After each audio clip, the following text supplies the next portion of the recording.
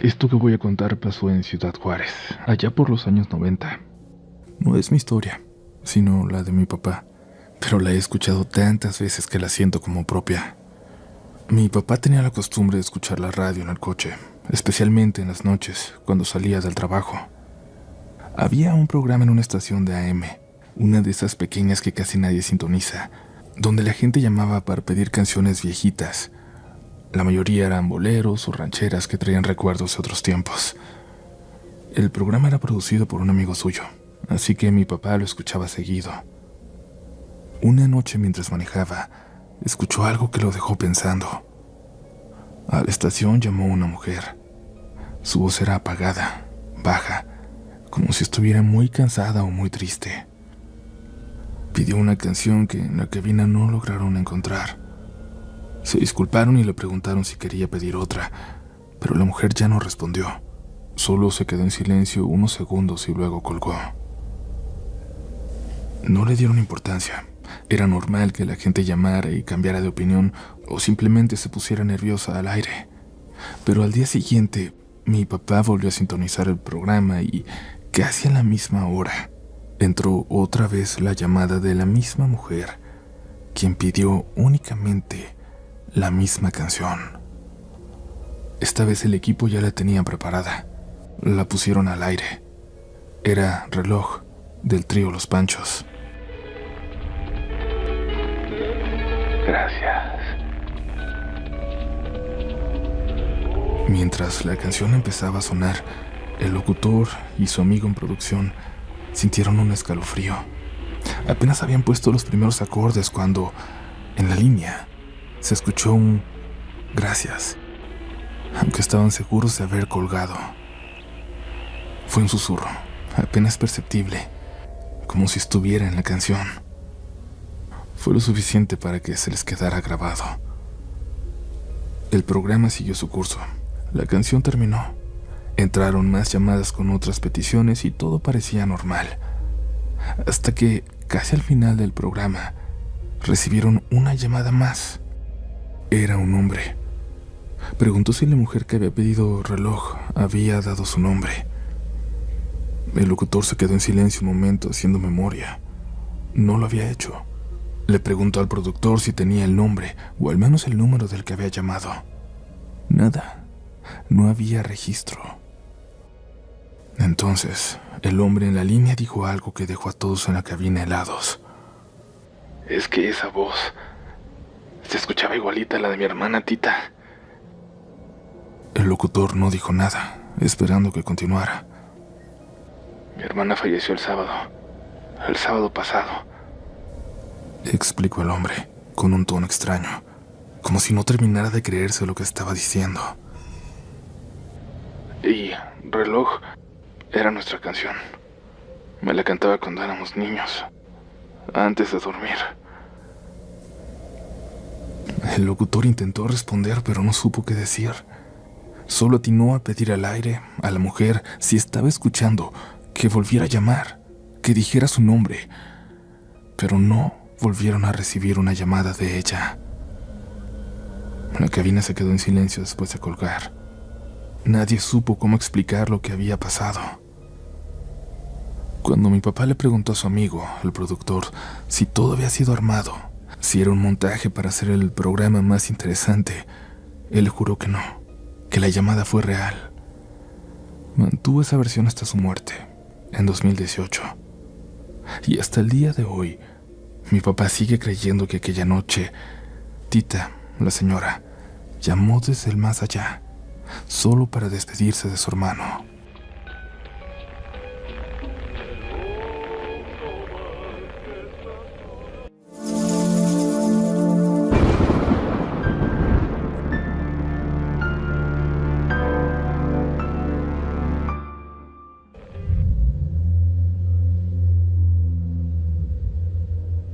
Imposible que una historia que tiene que ver con la radio no nos afecte de manera especial.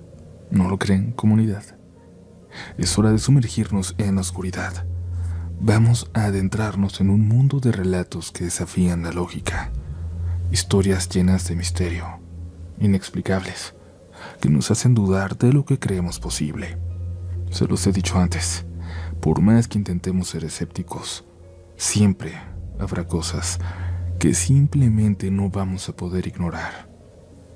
Así que apaga la luz, prepárate y déjate llevar, porque ya no hay marcha atrás, porque tú ya estás entrando en los siguientes relatos de la noche.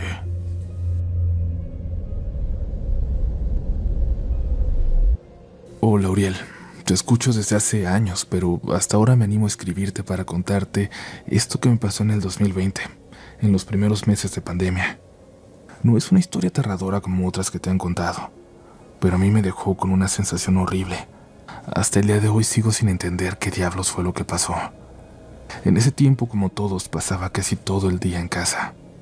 Mis amigos y yo nos juntábamos por videollamadas en las noches para hacer menos pesada la cuarentena. Eran llamadas largas de varias horas, a veces literalmente solo con la cámara encendida mientras cada quien hacía sus cosas. No sé si le suene muy raro o si haya por ahí alguien más que haya hecho algo parecido, pero nosotros nos sentíamos acompañados, cercanos. Casi siempre me conectaba desde la computadora en mi cuarto, pero esa noche la batería estaba a punto de descargarse. Como no quería desenchufarla, la dejé ahí mientras me iba a la cocina a prepararme algo de comer. Sin embargo, sentía que me estaba perdiendo la conversación, así que me conecté desde el celular y lo apoyé en la mesa, viendo la pantalla, escuchando a mis amigos mientras preparaba mi cena. Esa vez en la llamada solamente estábamos mi amiga Erika, mi amigo Horacio y yo. Erika se fue un momento porque le entró una llamada de su mamá, y Horacio, que tenía mucha tarea, aprovechó para ir a prepararse un café. Me quedé solo en la videollamada, mirando la pantalla sin mucho interés.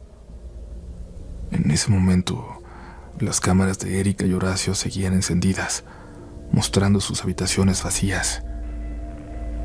Fue entonces cuando noté algo raro en la de Erika. Al principio no supe qué era, pero algo se sentía fuera de lugar, como si vibrara, como si la imagen estuviera a punto de moverse. Miré fijamente su cuarto en la pantalla. Había una sombra en el marco de la puerta. No era Erika. Parecía una persona de pie, apenas visible en la penumbra. Me acerqué a la pantalla intentando ver mejor. La figura no se movía. Solo estaba ahí, como si estuviera observando hacia la llamada. Estaba a punto de escribirle a Erika cuando de repente, en la pantalla del celular, algo más llamó mi atención. Algo en mi propio cuarto. La cámara de mi computadora seguía encendida, transmitiendo en la videollamada, y en la imagen de mi cuarto, en la esquina más oscura, junto a mi escritorio, había una cara. Apenas se veía, pero estaba ahí. Un rostro alargado, pálido, con los ojos hundidos en unas ojeras profundas y muy abiertos, como si estuviera viendo directamente a la cámara. Dejé caer el celular. Mi cuarto estaba vacío, mi casa estaba vacía. Tenía que estarlo. Tardé unos segundos en reaccionar, en obligarme a levantarme y caminar hasta allá. La puerta estaba abierta, como la había dejado. Me asomé con el corazón latiendo con fuerza. No había nadie. La computadora seguía encendida. Me acerqué lentamente y miré la pantalla. La videollamada aún estaba activa, pero la imagen de mi cuarto seguía ahí. Y en la esquina de la pantalla, justo donde había visto el rostro, todavía estaba ahí. Pero ahora la figura parecía estar más dentro de la oscuridad, más alejada de la cámara, a mis espaldas. Cerré la computadora de inmediato. Me quedé en la sala el resto de la noche. No sé qué fue lo que vi en esa ocasión. No sé si lo que apareció primero en la casa de Erika de alguna forma se pasó después a mi cuarto. Pero desde entonces nunca más volví a dejar una videollamada abierta cuando estaba solo, por temor a que algo ocurriera ahí. Y también desde entonces tengo la duda, comunidad. ¿Ustedes creen que, como antes lo hicieron por teléfono, ahora hay energías que puedan viajar, transportarse de un lado a otro, a través de la señal de internet? Lo único que me mantiene tranquilo es que desde entonces nunca he tenido ninguna experiencia rara, ni he vuelto a escuchar nada fuera de lo normal.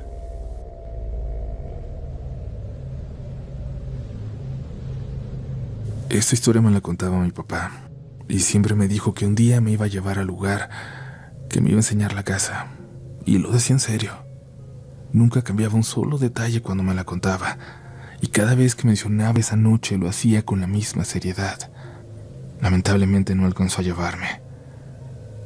Mi papá, Tomás Alberto Gutiérrez Álvarez, fue taxista casi toda su vida, y cuando el dinero hacía falta, que era muy seguido, trabajaba hasta 20 horas continuas.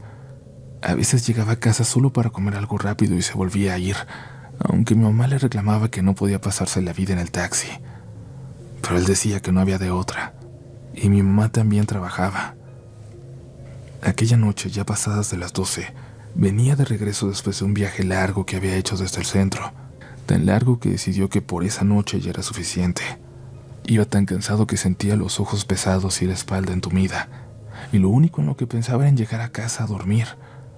Pero cuando pasó por la entrada del panteón municipal, vio una silueta alzando la mano. Al principio ni siquiera pensó en otra cosa más que en el pasaje. Era su costumbre. Siempre que alguien le hacía la parada y no parecía un problema, se detenía sin pensarlo. Lo que le pidió el hombre le pareció normal, que lo llevara a una dirección cerca de ahí, que de hecho estaba rumbo a la casa. Así que aceptó sin dudar, aunque apenas si lo había mirado. Mientras avanzaban empezó a notar algo extraño. El pasajero tenía un olor raro. No era alcohol ni era cigarro, como muchos de los pasajeros que llevaba esas horas. Olía a tierra mojada, un olor fuerte, penetrante, como cuando se excava en un campo después de la lluvia. Y no solo eso, lo veía sucio, demasiado sucio. No se había fijado bien al principio, pero conforme lo miraba de reojo en el espejo, se daba cuenta de que el hombre parecía más y más cubierto de tierra con cada minuto que pasaba, como si se hubiera revolcado en el suelo antes de subirse. Mi papá empezó a sentirse incómodo. Al principio pensó que era el cansancio, que llevaba demasiadas horas al volante y su mente ya le estaba jugando en contra, pero el olor seguía ahí, y la sensación de que algo no estaba bien no lo dejaba tranquilo. El hombre no dijo ni una palabra en todo el camino. Cuando llegaron, mi papá se detuvo frente a la casa. Era vieja, con las ventanas cerradas y las paredes llenas de humedad, de hierba que se colaba por las grietas. No se veía ni una sola luz encendida. El pasajero bajó sin prisa y empezó a caminar hacia la puerta. Mi papá se quedó esperando a que entrara para irse de una vez. No le importaba que no la había pagado, pero entonces, de repente, el hombre se detuvo en seco y volteó. No, espere, no se vaya a ir. A mi papá no le gustó cómo sonó eso. Lo vio entrar a la casa. Pasaron unos segundos y el silencio era tan profundo que le hizo dudar de si en realidad seguía despierto. No había luces, no había ruido, nada. Solo la brisa helada de la madrugada y la sensación de que algo andaba mal. Un momento después, el hombre salió con un billete en la mano. «Quédese con el cambio», dijo, entregándoselo. Mi papá tomó el dinero sin siquiera mirar y asintió, solo queriendo irse de ahí lo antes posible. Vio al hombre entrar de nuevo a la casa mientras arrancaba, pero había algo en su forma de caminar que le heló la sangre. Se movía lento, rígido, como si sus articulaciones no funcionaran bien, como si su cuerpo no tuviera vida. En todo el trayecto de vuelta no dejó de pensar en lo que acababa de pasar. Intentaba convencerse de que solo era un tipo raro, pero la sensación no se iba. El billete era viejo, amarillento, pero válido, que era lo que le importaba. Cuando llegó, Mi papá se quedó sentado en la mesa, viéndolo. No sabía qué hacer con él. No sabía si debía gastarlo o si simplemente debía conservarlo consigo, como muestra de que lo que vivió aquella noche fue real. Solo sabía que no quería volver a pasar por ese lugar nunca más. Esa historia nos la contó muchas veces, siempre con la misma certeza de que lo que había subido a su taxi aquella noche no era un pasajero cualquiera. Nunca cambió ni un solo detalle de su historia. Su gran lamento era tener que haber gastado ese billete. Pero decía que cuando te apura el dinero, uno no se puede dar el lujo de tener un billete de la suerte. Mi papá y yo siempre pospusimos ese paseo para después. El llevarme a esa casa, el mostrarme ese lugar. Lamentablemente ya no alcanzó a hacerlo. Pero quiero dejar esta historia aquí, comunidad, compartirla con ustedes, que se queden relatos de la noche para siempre, que en este recuerdo, en la mente de todos y cada uno de ustedes, mi papá siga viviendo.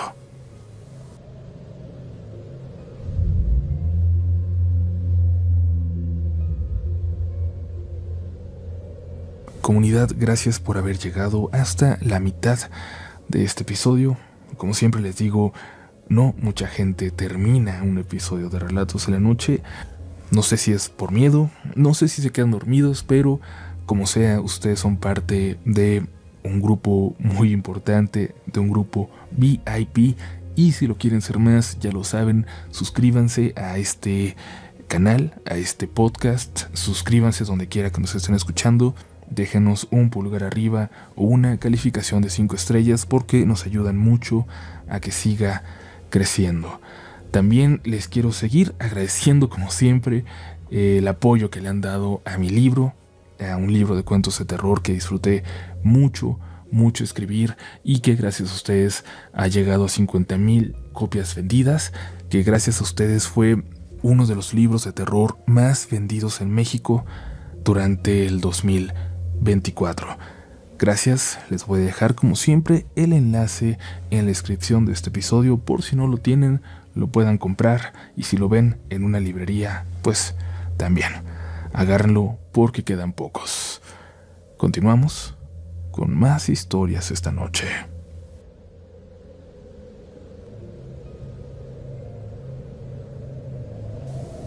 Hola Uriel, buenas noches. Qué gusto poder saludarte y poder saludar a toda la comunidad. Espero que puedas leer mi relato, ya que hace mucho tiempo he querido contártelo. He escuchado cada uno de tus relatos desde hace más de 2 años y me emociona mucho por fin poder compartirte mi historia. Verás, todo comienza cuando yo aún era muy pequeña. No tengo recuerdos de esto, lo sé por lo que cuenta mi familia.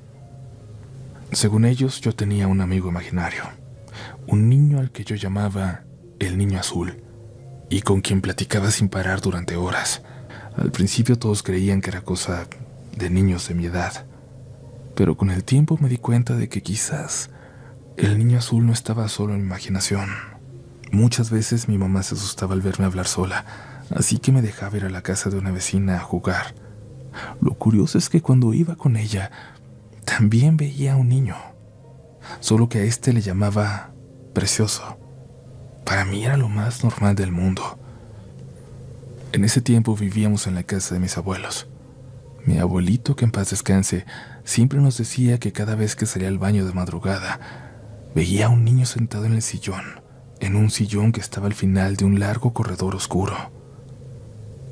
Entonces mi abuela le dijo a mi mamá que la soledad podía traer cosas malas. Debo aclarar que fui la primera hija, nieta y sobrina en la familia, así que a esa soledad se referían. Pero poco después nació mi hermano, y cuando llegó todo se calmó un poco. Luego, a los 40 días, nació mi primer primo, y con el tiempo nos convertimos en 9 nietos. Las cosas extrañas siguieron ocurriendo, pero ahora eran detalles que tomábamos como insignificantes.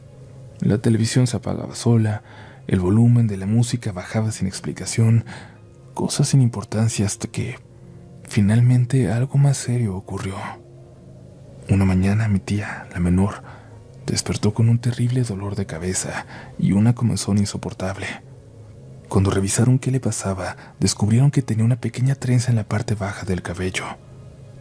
Lo más extraño de todo no es que la tuviera sin que nadie se lo hubiera hecho. Lo más extraño es que no podían deshacerla. Cuando finalmente lograron soltarla, el cabello quedó completamente tieso, como si estuviera quemado. Intentaron lavárselo con todo, incluso con agua bendita, pero nada funcionó. Al final, la única solución fue cortarlo. Mi abuela, que siempre fue muy religiosa pero también creyente en lo paranormal, nos hizo colocar crucifijos en todas las puertas. Sin embargo, por las noches, estos se reventaban y caían al suelo. Cada vez que un sacerdote llegaba a bendecir la casa, los sucesos se detenían por un tiempo, pero siempre volvían.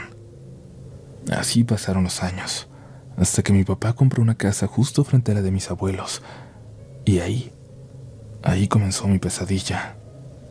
Tenía un sueño recurrente en el que algo me perseguía, y cuando estaba a punto de atraparme, yo rezaba el Padre Nuestro en latín. Lo más extraño es que no hablo latín, ni me sé esa oración en ese idioma, pero en mis sueños siempre la decía a la perfección.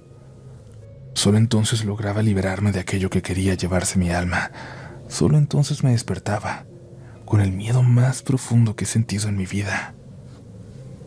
Pasé así alrededor de un año, soñando lo mismo todos los días. Antes de dormir rezaba y le pedía a Dios que esa noche no tuviera pesadillas, pero el miedo simplemente no desaparecía. A los 14 años, todavía me aterraba a dormir sola. En esa casa, comunidad, volví a ver al niño, pero esta vez ya no lo veía solo yo. Ahora, todos podíamos ver al niño azul. Cada vez que estábamos en la mesa, el niño se sentaba. Cada vez que estábamos en la mesa, podíamos verlo allá afuera, a través del reflejo en la ventana, sentado en una banca. También escuchábamos cómo corría de un extremo a otro del piso de arriba, y siempre esos pasos terminaban en mi cuarto. En ese tiempo no tenía mascotas. Sin embargo, en una de las paredes en la parte alta apareció un olor muy fuerte como a orina de gato.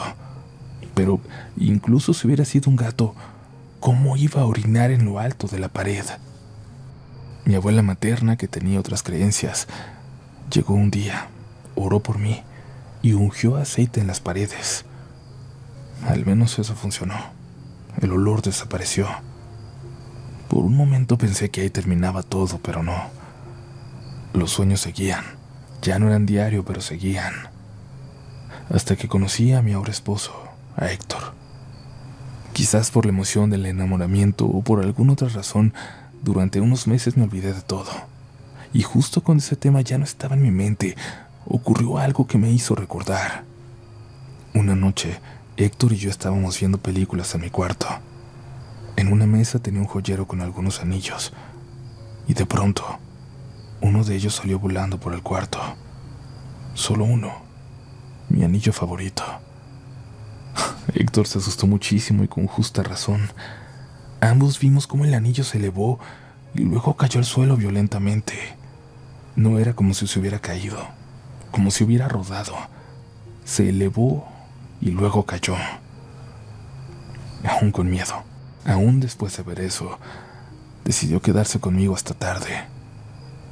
Cuando llegó la hora de irse, lo acompañé a la puerta y regresé a mi cuarto, aún tratando de convencerme de que seguramente había una explicación lógica que todavía no podía encontrar. Me quedé viendo la televisión mientras esperaba que me avisara que había llegado bien a su casa. No tenía sueño, pero de pronto sentí el cuerpo pesado y me quedé dormida. Cuando intenté despertarme para apagar la televisión, no pude moverme, y al levantar la mirada, ahí estaba, sin moverse, mirándome fijamente desde la silla de mi escritorio. El niño azul. Cuando logré recuperar el movimiento, lo único que pude hacer fue salir corriendo al cuarto de mi hermano. Él, medio dormido, todavía intentó calmarme, hasta que escuchamos un estruendo en mi cuarto. Cuando fuimos para allá, vimos la silla tirada al otro extremo del cuarto. Y ahí sí, el miedo nos invadió a los dos, tanto que nos hizo llorar. Él tenía 16 años y yo 20. No éramos unos niños, pero ahí estábamos, llorando de miedo a la mitad de la noche. No pasó mucho para que nos mudáramos de mi pueblo a la ciudad. Viví con mis papás unos 6 meses, hasta que Héctor y yo alquilamos un pequeño departamento. Era diminuto, pero la energía era pesada. Si estabas en la sala sentías que te miraban. A veces yo estaba en el cuarto y veía a Héctor asomarse por la puerta, pero él nunca se había levantado del sofá. Él me decía que me había escuchado hablarle, en momentos en los que yo estaba dormida. Y así, aguantando eso, pasó otro año. Hasta que llegó mi sol, hasta que llegó Camila. Me embaracé en octubre de 2022. Como ya éramos 4, contando a nuestro perro, necesitábamos un lugar más grande. Encontramos una casita hermosa y con todo listo para la mudanza. Pasamos nuestra última noche en el apartamento. Y fue esa noche cuando lo vi por última vez. Recuerdo que estaba dormida, pero me volteé para abrazar a Héctor. No lo sentí, así que desperté. Y ahí lo vi. Una sombra, sentada junto a mí. Vi cómo lentamente volteaba la cabeza para verme. Su rostro comenzó a desfigurarse, como si se derritiera, como si se quemara aunque yo no podía ver fuego. Mi única reacción fue esconderme debajo de las sábanas hasta que amaneció. Al día siguiente le pregunté a Héctor si se había levantado en la noche, pero me dijo que había estado allí todo el tiempo, a mi lado. Esa comunidad fue la última vez que lo vi, y no saben lo agradecida que estoy por eso. Un saludo a todos y muchas gracias por leerme.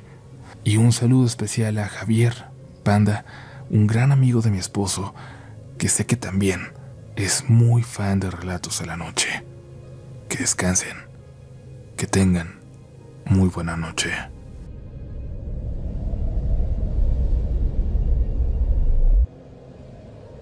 Buenas noches, comunidad. Llevo mucho tiempo escuchando Relatos de la Noche junto con mi hija. Empezamos cuando ella tenía apenas 10 años, y ahora que ya tiene 13 seguimos disfrutándolo juntas. Siempre hemos hablado de las historias que aquí se cuentan, y desde hace tiempo he pensado en compartir una de las que más han marcado a mi familia. Finalmente me decidí a hacerlo. Esta historia le ocurrió a mi abuela. Nosotros somos de Perú, de una de las zonas más antiguas de Lima. Antes de que todo se urbanizara, cuando en lugar de calles y avenidas solo había chacras y fábricas, las historias de apariciones y sucesos paranormales eran comunes. En ese tiempo mi abuela vivía sola, pero todas las noches después del trabajo pasaba a visitar a mi bisabuela. Era un hábito que nunca rompía, a pesar de que en aquellos años no había alumbrado público y las calles quedaban completamente oscuras al caer la noche.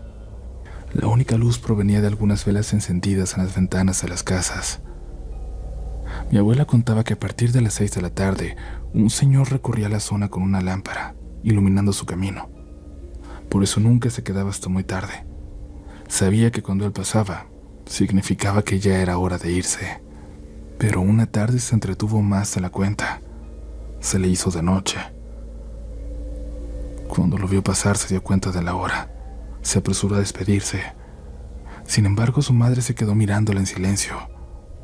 Había algo raro en su expresión, algo que la hizo detenerse. Quédate esta noche. No vayas. No te salgas. Mi abuela, sorprendida, le preguntó a su mamá por qué. Le dijo que algo no estaba bien, y ella, sonriendo, le dijo que solo estaba exagerando. Si te vas, escuches lo que escuches, no contestes. No voltees. Pero mamá, respondió mi abuela, que no voltees, te digo. Ve de frente a casa, y en cuanto llegues cierra la puerta. Por primera vez mi abuela sintió un escalofrío recorriéndole la espalda, pero luego se burló de sí misma, pensando que estaba cayendo en las supersticiones de su madre. Y apenas puso un pie en la calle, supo que se había equivocado. La noche estaba mucho más oscura de lo normal. Hacía un frío distinto, una sensación de vacío. Lo primero que notó fue que en la esquina, La tienda que siempre estaba abierta hasta tarde, esta vez estaba cerrada. No había nadie en la calle. No se escuchaba el sonido de los grillos, ni el murmullo de la gente en las casas. El silencio era absoluto. Apretó el paso, no quería quedarse más tiempo ahí. Cuando llegó al parque que debía cruzar para tomar la avenida hacia su casa, notó algo más. En el centro de había unos columpios de fierro, y junto a ellos, en la oscuridad, se distinguía una figura inmóvil. Era una mujer, o eso parecía. No podía saber si era de baja estatura o si estaba en cuclillas. Lo único que alcanzaba a ver era su silueta rígida y su cabeza inclinada. Mi abuela sintió un nudo en el estómago, pero desvió la mirada y siguió caminando. Entonces algo golpeó su pierna. Se sobresaltó y miró al suelo. Era una piedra. Alzó la vista de inmediato esperando ver a alguien, pero no había nadie más en la calle. Nadie excepto aquella figura inmóvil junto a los columpios, que seguía ahí, que no se había movido ni un centímetro. Mi abuela sintió un escalofrío, aceleró el paso, queriendo salir del parque lo antes posible, y fue entonces cuando escuchó la voz. Era un susurro seco, rasposo, con un tono tembloroso, como el de una anciana. Pero lo que más la aterrizó no fue el sonido en sí, sino lo que le dijo. ¿No te dijeron que no voltearas? El miedo se le clavó en el pecho. Por un instante pensó que había imaginado la voz, que su mente le estaba jugando una mala pasada, pero la certeza de que no estaba sola la hizo detenerse. Su respiración se volvió pesada, y sin poder evitarlo giró la cabeza. La silueta ya no estaba en los columpios. La silueta estaba a unos metros frente a ella. Era una mujer vestida completamente de negro, con el cabello largo y desordenado cubriéndole parte del rostro. Lo más perturbador era su piel extremadamente pálida, la forma rígida en la que se sostenía, como si no hubiera nada de vida en ella. La mujer inclinó la cabeza como estudiándola, y entonces, con una sonrisa amplia y antinatural, volvió a hablar con la misma voz seca y rasposa. No, te dijeron que no voltearas.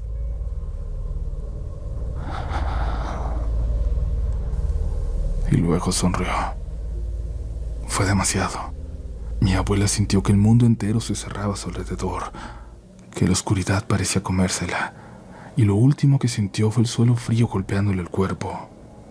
Cuando despertó estaba en casa de su madre. No recordaba cómo había llegado ahí, pero unos vecinos la habían encontrado desmayada en la entrada de la calle y la llevaron hasta su casa. Mi bisabuela la esperaba sentada a su lado, sin decir nada. Cuando mi abuela pudo hablar, le contó entre sollozos lo que había visto. Su madre la escuchó en silencio, y cuando terminó simplemente suspiró. Te lo dije, te la topaste, pero tuviste suerte. Nunca volvieron a hablar del tema, pero después de esa noche, mi abuela jamás volvió a caminar sola después del anochecer.